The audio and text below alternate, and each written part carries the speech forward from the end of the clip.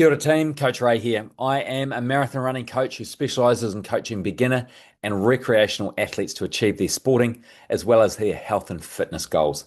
In this short video today, I'm going to take you through my half marathon course guide for the Whangamata Half Marathon.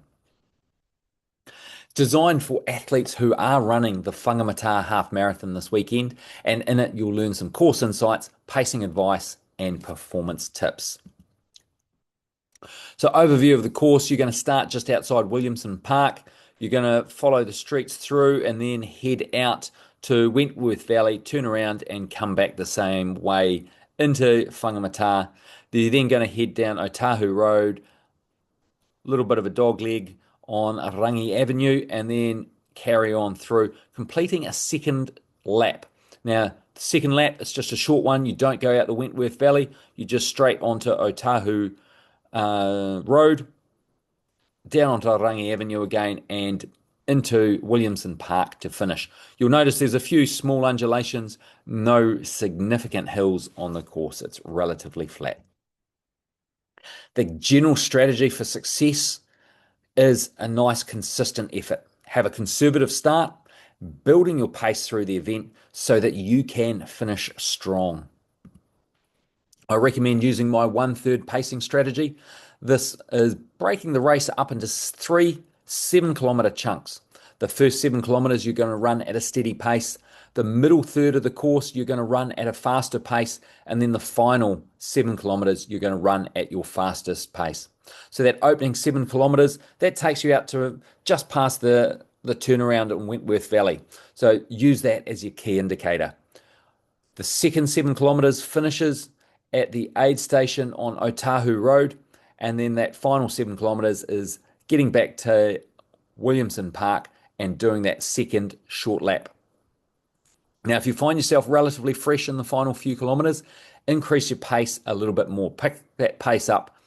And a good point to do that from is when you turn onto Otahu Road on the second lap, or maybe as you get down through the aid station or down on Rangi Avenue. So finish strong by picking a pace up in those final sections. Those of you that are wanting to run a sub 2-hour marathon, you're going to need to average 5 minutes 41 per kilometre through the whole event.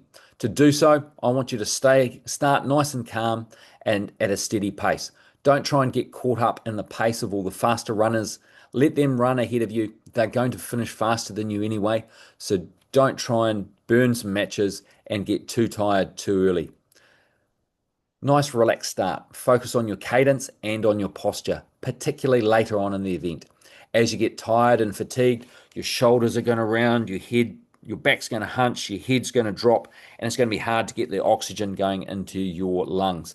So shoulders back, upper body nice and tall, head up, nice and proud. Let that oxygen get into your lungs where it can be sent off and delivered to the running muscles. Paces that I recommend you target: that opening third, aim for 5 minutes 50 per kilometre. Through that middle 7 kilometre section, aim for 5 minutes 40, and then finish strong, holding a 5 minute 30 pace all the way to the finish line. If you can increase it and be under 5 minutes 30, awesome. You will achieve your sub 2-hour goal if you can stick to that pacing plan. For those wanting to go a sub 150, you will need to average 5 minutes 12 per kilometre through the whole half marathon. Don't try and bank your time early, just stick to the pace. Once again, if you go too fast too early, you'll tire out and you'll end up having to walk or run really slowly and miss out on your goal. Stay strong through each and every aid station and watch for your pace drifting off late in the race. That opening 7 kilometres, aim for 5 minutes 20. Through that middle third, increase your pace to 5 minutes 10. And that final 7 kilometres, try and run that under 5 minutes per kilometre all the way home. And that will achieve that sub 1 hour 50 goal for you. Those wanting to run under 140, stay relaxed early, hold your rhythm. Use groups around you if possible, and focus on that last 5Ks to really bring it home. Opening 7 kilometres, aim for 4:55 per kilometre, increasing that to 4:45 through the middle third, and that final 7 kilometres, run them between 4:30 and 4:35, or even a bit quicker if you can. The faster amongst you that are trying to go under 1 hour 30, you will need to average 4 minutes 17 per kilometre. Now, I know the slide says 4:15, a little bit of a fudge factor there to ensure that you get under that 1:30 goal. Have that controlled start, strong through the middle, and a tough finish. I want you to sit in, keep that pace nice and conservative early on, and slowly surge as you make your way through the course, increasing that pace as you go.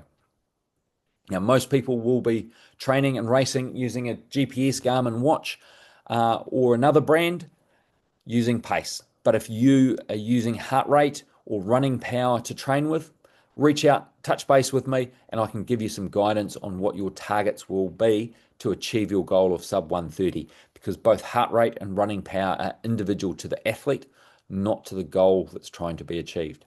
So, those of you that are using pace, that opening 7 kilometres, aim for 4:25 per kilometre. The middle third, aim for 4:15, and then finish strongly with a pace of 4 minutes to 4:05 to finish with, or even faster if you can. To help mentally prepare for race day, I recommend the night before or 2 nights before, sitting down and working your way through my self-psych form. I've got a link down in the description where you can download the running self-psych form for free. I recommend you print it out and use a pen. Sit down, find some quiet space, spend 20 to 30 minutes working through it, physically writing your answers on the paper. That will help cement them in the head. That way, if something was to go wrong and you've covered that as a what if this happens on race day, and I've got a number of suggestions in there, then you've already got a plan in place and you can just do that. One of my athletes recently left their racing shoes in their accommodation and they'd travelled from out of town to race in the national champs. They'd covered this on the form and they had a plan in place. They stayed calm.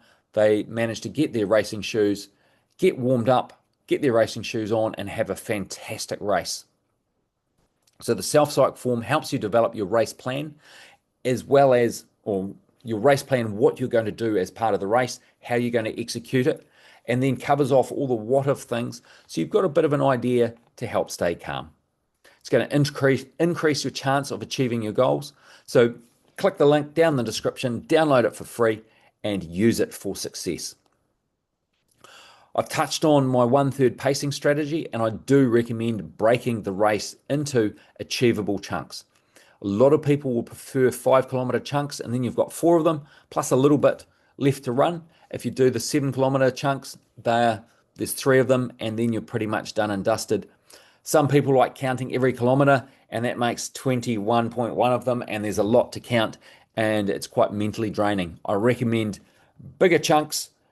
Nice easy number, 4, 3, easy to count, and you mentally tick them off without too much processing. I also encourage you to have some mantras pre-prepared. The one I typically use, but it's not the only one I use, is when the going gets tough, the tough get going. I don't know the lyrics to the whole song, but if you do, use the whole song. But when I find my mental frame of mind slipping, I start having negative thoughts creeping in, I realize things are getting tough, and that's when I use it. It helps turn my mindset around to a more positive one, and I can start moving forward positively, building on whatever it is that has challenged me at that point of the race. Visualization is a technique you can use the night before as well as 2 nights before the race to help you go to sleep. Visualize success on the race day. Visualize those key points in the race. Know what it's going to look like. Know what it's going to feel like. Key points you might want to consider is the start line. How's that going to look? How's it going to feel? What are you going to do to make sure you stick to your race plan? For the Whangamata course, some key points there are the turnaround point, for example, out on Wentworth Valley Road. Visualize that. Know what that's going to look like. Visualize going through some aid stations. And most importantly, visualizing that finish line. Turning on to Williamson Park and looking at your watch and seeing 1 hour 59 there, knowing that you've only got 80 meters to go and you have crossed that finish line achieving your sub 2 hour goal. Or it might be that you looked and saw it was 1:29 and you know that you're achieving your 1 hour or under 1 hour 30 goal for the half marathon. Visualization is a key tool to help with your success on race day. Now, the weather forecast, it's forecast a high of 16 degrees, but it's going to be a chilly start with only 4 degrees earlier on in the day. It will be cool, and as the saying goes, there's no such thing as bad weather, there's just poor clothing choices. So make sure you dress appropriately for the conditions you're going to be running in, and be aware that forecasts aren't always correct, so be prepared for any weather conditions.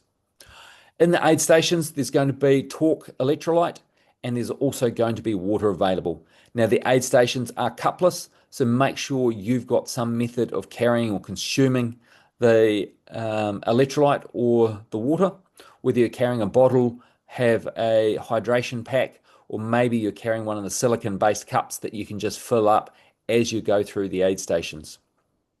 If it's hot or a little bit windy, make sure you do have a little bit more fluid to keep that dehydration at bay.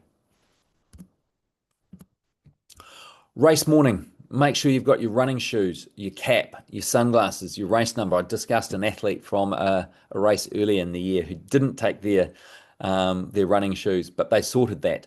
Have that plan in place. Your race number, pin it on your singlet or your shirt the night before the race. That way it's all good to go. It's one less thing to do the next morning. Now, your warm-up, that's going to depend on your goal. If you've got a fast goal planned, then a thorough warm-up so that you are good to go when the race starts, you're ready. If your goals are more recreationally based, then a basic warm-up of 10 to 15 minutes jogging and then using those first few kilometers to build into it is going to be more than ample. Prior to the race, there's always going to be queues for the toilets, so make sure you go to the toilet early. Stay hydrated, but don't overhydrate. Start time's at 8 o'clock, so make sure you're on the race start line, ready to go, seated appropriately. If you've got recreational goals, don't stand right on the front of the start line. Let the faster, more elite athletes position themselves there. If you start with runners with similar goals to yourself, you're going to find yourself running at a more appropriate pace earlier in the race and have greater success. Let's have a look at the final kilometers and when to finish strong. So dig deep over those final 2 to 3 Ks when you turn on Otahu Road on the second lap, and then give everything once you've only got 1 kilometer to go. Bang out that last kilometer, the fastest kilometer of the day. Use those aid stations as reference points as you pass through them, and the turnaround point on Wentworth Valley Road, use that as your 7 kilometer marker. It's roughly that, and that's a good place to start picking up your pace as you head back into town. The 14 kilometer mark to pick things up for those final 7 kilometers is the aid station on Otahu Road. That first time you go through it, second time you're going through it, you should be running nice and fast by that point. All the best with the Whangamata Half Marathon. Let me know in the comments how you got on. Let me know if you enjoyed using the self-psych form. Now, if you want to smash your next half marathon, I've got a few training plans available for you to help you achieve that. I've got my project series of half marathon training plans. If you're aiming to go under 2 hours, 1 hour 50, 1 hour 40, or under that 90-minute mark, I've got plans over 10 and 20 weeks to help you achieve that. If you're after a strength training plan to complement the run training you're already doing, I've got my Run Strong, Build Strength for Faster, More Efficient Running as a great option. Now, I know it says a 12-week 3-gym session on the screen there. I've also got a 2-gym session version and a 24-week version with 3 and 2 gym sessions available. So click the links down in the descriptions for those training plans. I've also got a 16-week training plan for the Mount Festival of Multisport Half Marathon. That starts on the 30th of September. So click the link to get on that squad to start building for that if that's what you're training to do. And if you want something a little bit more personalized, designed to fit your lifestyle, your family, study, or work commitments, then send me a DM on Instagram or Facebook. I'm easy to find on Facebook. Instagram, I'm at coach_ray_NZ. Or if you want to send me an email, coachray@coachray.nz. I'm happy to discuss your training goals and how we can achieve them together.